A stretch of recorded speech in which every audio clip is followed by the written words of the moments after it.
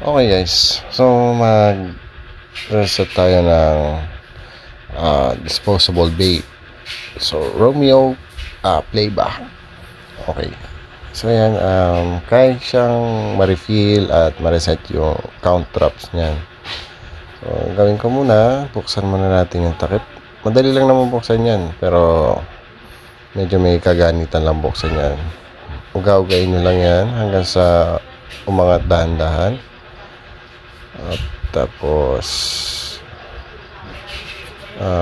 yan, hatakin nyo lang pataas. Pagka natanggal niya ang takip, dahan-dahanin nyo lang angatin. Tapos yan, tulak nyo sa may ilalim. Tapos disassembly lang natin. So yun guys, dahan-dahanin nyo lang ang paghila para yung pag-disassembly ay